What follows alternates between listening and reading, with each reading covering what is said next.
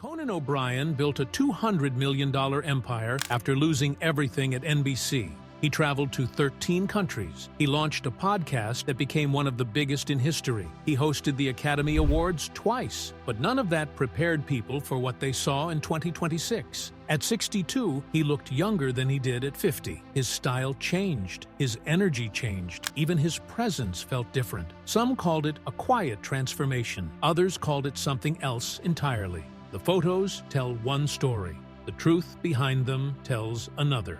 Conan Christopher O'Brien entered the world on April 18, 1963, in Brookline, Massachusetts. And from the start, his life moved in a way that slowly shaped the kind of humor he would one day give to millions. He grew up as the third of 6 children in a loud Irish Catholic household, where dinner sounded more like a lively debate than a quiet family meal. When he reached 7th grade, life twisted sharply. Both of his grandfathers died within days of each other, leaving a weight he didn't quite understand, but could already feel gathering inside him. That loss pushed him to write a story for a national contest, and the story later won first place. At home, he lived with 3 brothers named Neil, Luke, and Justin, and 2 sisters named Kate and Jane. And he often joked that his mother wished they were the kind of kids who played tennis at country clubs, but they behaved more like Irish pirates, with endless noise and scattered energy. Still, that chaos, mixed with his parents' demanding careers, created a home filled with ideas, curiosity, and sharp humor that shaped him from the inside out. His father, Dr. Thomas Francis O'Brien, spent his life fighting an invisible but growing threat.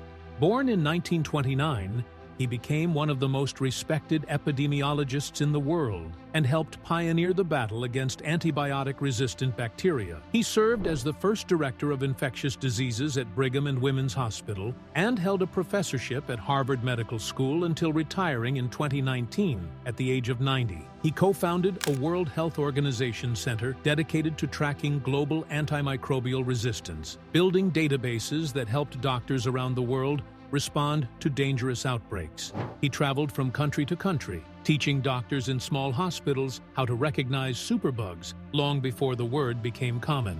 He even took Conan to South America when Conan was in 7th grade because he believed the world itself taught better lessons than any classroom. That trip stayed with Conan and shaped how he looked at people and stories. Conan's mother, Ruth Riordan O'Brien, carved her own path at a time when very few women were allowed to rise in the legal world. She was born in 1931, graduated from Vassar with honors, then became one of only 4 women in her Yale Law School class of 1956. She served as vice president of the student government and later clerked for Chief Justice Raymond Wilkins in Massachusetts. In 1957, she joined the respected Boston firm Ropes and Gray, though she stepped away after her first child was born. After more than a decade, she returned in 1971 and worked her way into history again. In 1978, when she became only the 2nd woman to be named partner at the firm, she specialized in real estate and tax appeals and became the person people sought when they needed expert guidance. She retired in 1996,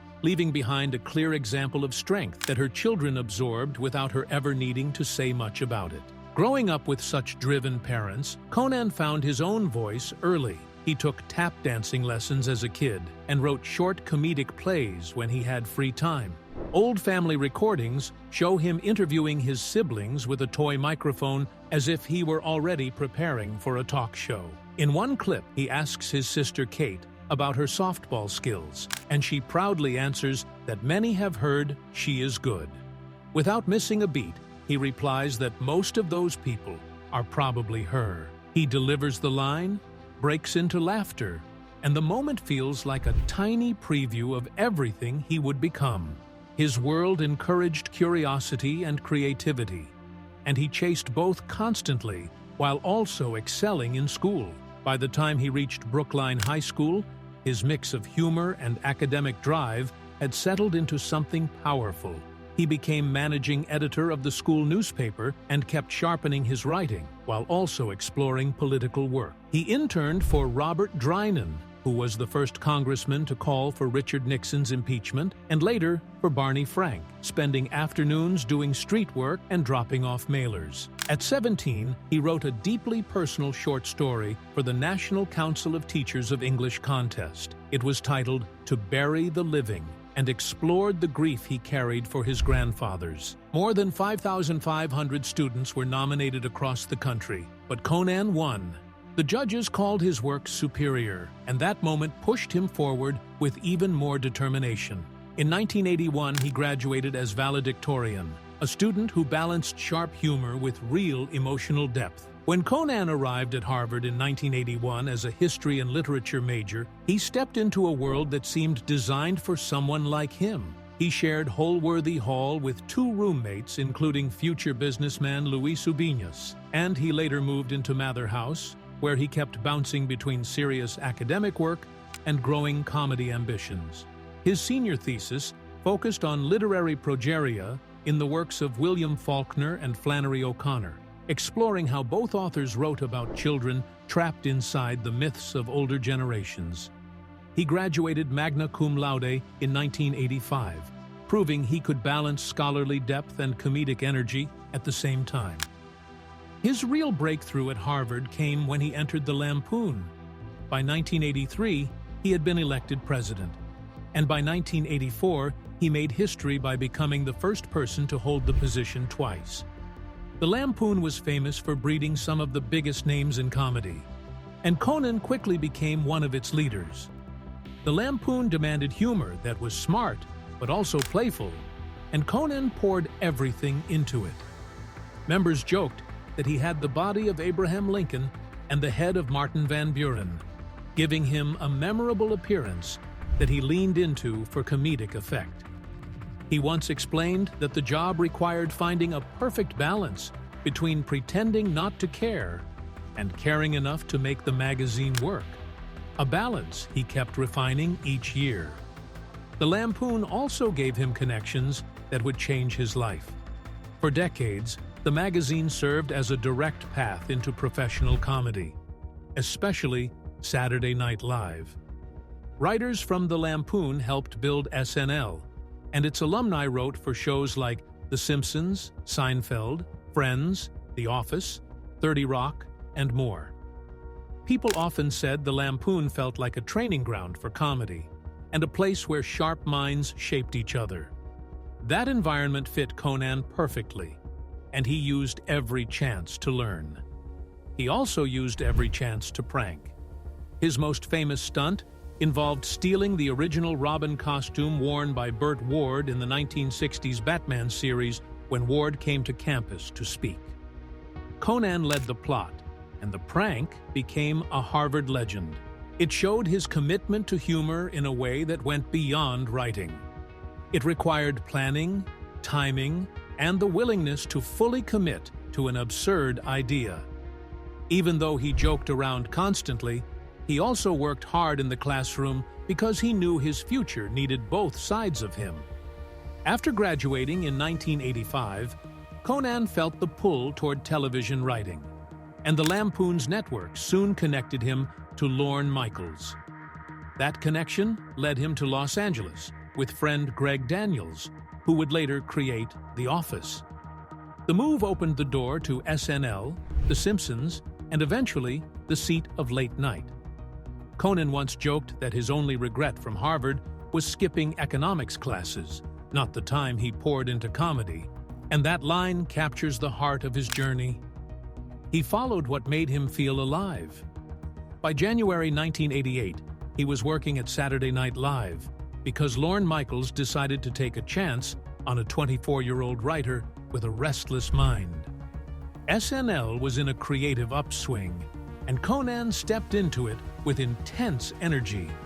He worked long hours and pushed himself so hard that he later admitted he ruined some of the fun by turning everything into pressure. Still, those 3 seasons from 1988 to 1991 produced some unforgettable sketches. He created characters like Mr. Short-Term Memory, played by Tom Hanks, who forgot everything within seconds. The sketch was simple, but became hilarious as each moment unraveled into something stranger. He also wrote The Girl Watchers with Tom Hanks and John Lovitz, adding another recurring hit to the show. And he co-wrote the infamous nude beach sketch with Robert Smigel, where the word penis was repeated at least 42 times. That repetition turned something shocking into something absurd, and it showed Conan's comfort with pushing boundaries for a laugh. In 1989, the SNL writing team won an Emmy for outstanding writing, and Conan, only 25, felt the rush of early success. But that same perfectionism that fueled his work eventually pushed him toward burnout. And by fall 1991, he told Lorne Michaels he simply couldn't return. He quit SNL with no plan at all, choosing instead to walk around New York hoping ideas would appear. That wandering led him to The Simpsons in 1991, where he wrote some of the show's most iconic episodes, including Marge vs. the Monorail, which aired on January 14, 1993, and Homer Goes to College. His surreal, fast-paced humor fit perfectly with the show's evolving style. Then came the moment no one expected. In April 1993, NBC announced that 30-year-old Conan O'Brien would replace David Letterman on Late Night. Almost everyone reacted with confusion. Jay Leno introduced him on The Tonight Show, and audiences wondered who he was. Even Letterman asked the same thing. Conan had almost no on-camera experience and had only appeared in small sketch roles. NBC admitted it was a huge gamble, especially since Late Night pulled in about $70,000 in advertising each year. Conan heard predictions that he would last only a month and felt lucky if he made it 6. His first year was brutal. Critics attacked him constantly, calling him unfunny and awkward. Ratings collapsed. NBC renewed the show in 13-week blocks, keeping everyone on edge. But slowly, Conan found his rhythm. He leaned into absurdity, embraced risky humor, and built a young, loyal audience that grew with him. By the mid-1990s, he had turned a near disaster into a long, successful run that lasted 16 years. By 2004, NBC feared losing him, so they promised him The Tonight Show for 2009. Jay Leno didn't learn about this plan until later, but the network designed the deal to keep Conan from joining Fox. Conan's salary had remained low at $3,000, even though he generated huge value for NBC. Fox jumped in with a massive offer of $21,000 and a plan to make him the face of their network. His advisors pushed him to take it, but Conan chose loyalty and chose The Tonight Show dream instead. NBC raised his salary to $8,000 and locked in 2009 as his moment. He kept working until he became one of the most recognized figures in late-night television. When David Letterman retired on May 20, 2015, Conan officially became the longest-serving active late-night host in the United States. He stayed on the air until June 2021. His career stretched across 28 years and moved through countless challenges, reinventions, and unforgettable moments. Conan O'Brien stepped onto The Tonight Show stage on June 1, 2009, carrying the kind of pressure that hangs in the air long before anyone says a word. And for a moment, it felt like everything around him was humming. His debut pulled in a 3.8 rating in the 18 to 49 group and reached 900,000 viewers, giving NBC numbers they had not seen since 2005. That first week felt like he had been launched into the center of late night with a bright push, holding a lead over David Letterman by a huge 156%. NBC even called him the new king of late night, a line they would soon wish they had never put into print. Because just 8 days later, on June 9th, Letterman rose above him with a 3.4 rating while Conan slipped to 2.9, and the air around the show shifted. The honeymoon faded faster than anyone expected, and soon Jeff Zucker was picking at everything from guest choices to tone. Conan could feel the support drifting, little by little, until January 2010 arrived, and the network was already pushing him out. 7 months.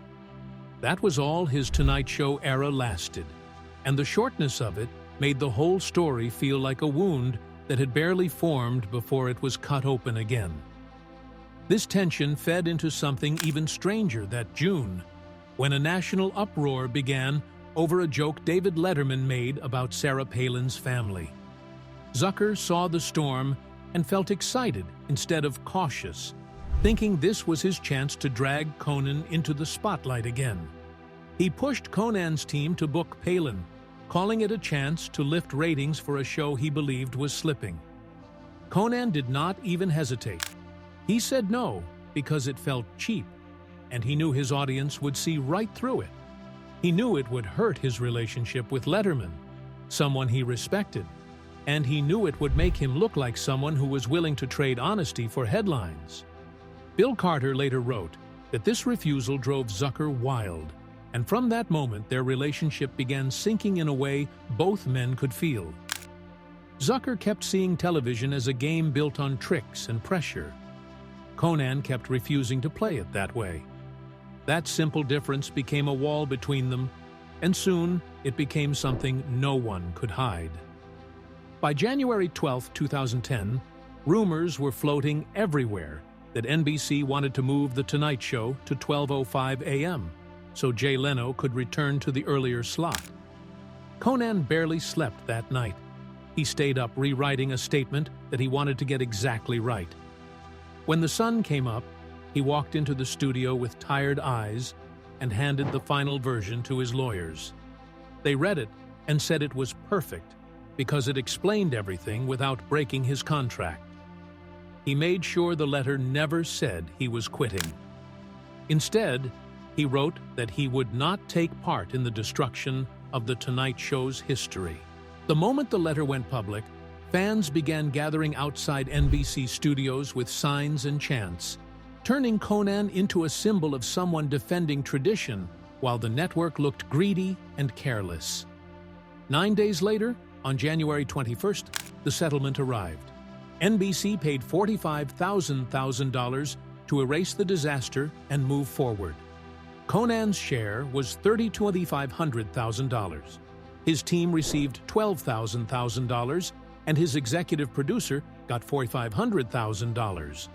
When you adjust it, the full settlement equals around $65,000 in 2024 money. The deal kept Conan off television for 7 months, though his first appearance after the ban was on 60 Minutes in May 2010. Meanwhile, Jay Leno returned to The Tonight Show in March 2010, as if the whole 7-month saga had been a brief pause in his routine. Around this time, Jerry Seinfeld surprised nearly everyone with comments that felt cold. He asked what NBC had really done to Conan and said that once the network gives you the cameras, everything is on you. He said no one was stopping viewers from watching Conan and that networks move things around all the time. Fans were stunned because Seinfeld had built a legendary show on NBC. Yet here he was defending a corporate decision that millions of people believed was unfair. Some felt he misunderstood the broken promises behind the scenes. Others felt he simply had no emotional connection to Conan. In any case, his remarks added another strange layer to a story already filled with tension. Two paths began forming at once in Conan's life. One path was breaking, the other was beginning to open quietly, and it started on March 3, 2000, long before any of this chaos. He had walked into Foot, Cone, and Belding in New York to film a remote. Liza Powell, a 31-year-old copywriter, was there to help with a mock commercial. Conan's crew noticed he was acting different the moment he saw her. He looked nervous, lost for jokes, and not even trying to hide it. When the shoot ended, he lied and said the team always went out for beers after remotes, just so he could keep talking to her. Moments later, he invited her to lunch, which was not something he ever did on workdays. The camera operator even caught him glaring at the lens, because he knew they were filming his distraction. Then Liza used the word emblematic while explaining an advertising idea. Conan later said that was the instant he fell in love, and the story spread so widely that fans still mention it today. She had no idea who Conan even was at the time, which only deepened the moment for him. Their connection grew fast. He met her parents. They began talking about a future before a full year had gone by. On January 12, 2002, they married in Seattle at St. James Cathedral on a rainy afternoon. As they left under an umbrella, Conan joked about the weather, and the photographers laughed. His Harvard roommate, Paul O'Brien, officiated. Friends like Lisa Kudrow were there, along with staff from Late Night, because Conan insisted they were part of his real family. During a visit to a Seattle museum not long after they started planning their lives together, something unexpected happened. They ran into a famous actress, and the strange timing of bumping into Hollywood in Liza's hometown made Conan feel like the universe was giving him a quiet sign. He later shared on his podcast that the moment sealed something inside him. It told him he had found the right person. Their wedding was small but meaningful. Even someone from Hilton Furniture, the company connected to their first meeting, received an invitation. It tied the whole story into a gentle circle. Soon after, their family started growing. Niamh was born on October 14, 2003, and her Irish name reflected a bright, simple meaning. Their son, Beckett, arrived on November 9, 2005. Conan often talked about how clever both children were, and how they became the only critics he truly feared. Liza continued writing plays and building her own creative life, yet always kept the home steady, while Conan balanced a nightly show. In 2014, Conan spoke about how his family kept him grounded. He said they did not care that he was on television. They cared that he showed up, stayed real, and stayed humble.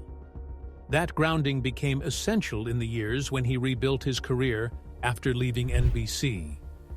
All of this eventually led to the day Conan walked away from The Tonight Show and into a new era. On January 22, 2010, he carried a settlement worth $45,000 and began navigating a 7-month silence. When he returned on November 8, 2010, with his TBS show, he was building from the ground up again. From there, the story kept moving into new parts of the world.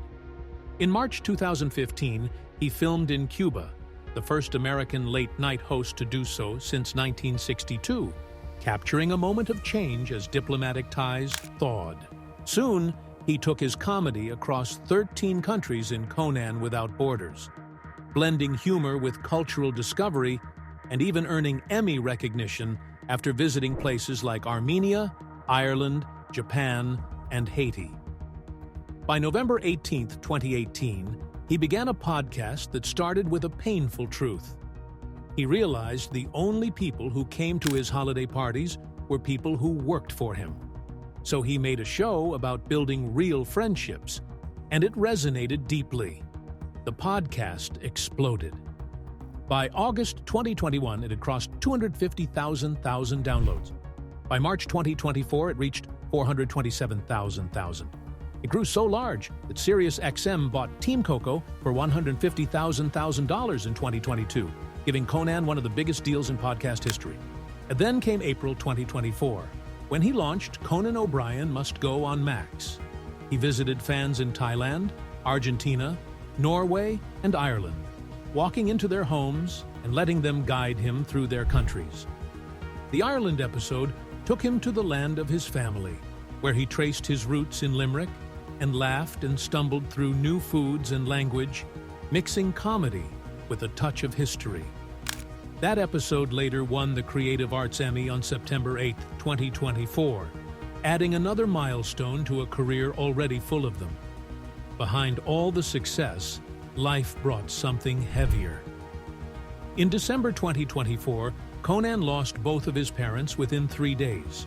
His father, Dr. Thomas O'Brien, passed at 95 on December 9th, and his mother, Ruth, passed at 92 on December 12th. They had been married for 66 years, raising 6 children while building incredible careers. Thomas became a pioneer in fighting antimicrobial resistance and created Wonet, used in more than 3,000 labs across over 130 countries. Ruth became one of the early female partners at Ropes and Gray and returned to legal work after a decade at home raising children. Conan honored them with words that felt like a son, reaching for memory more than language. He called his father perpetual motion. He called his mother the heartbeat of the family. Their love story shaped him. Their humor shaped him. Their values shaped him. Even his pranks, like the time he picked up Bill Cosby in his parents' station wagon at age 19 to present him with a fake Lifetime award, traced back to their influence. All of this unfolded while Conan was preparing to host the 97th Academy Awards on March 2, 2025, a moment he had been dreaming of for decades. He carried his grief quietly while rehearsing for Hollywood's biggest night, and when the show finally aired, it earned ABC its highest ratings in 5 years. On March 17, 2025, the Academy announced he would return in 2026. By then, the public began noticing something new.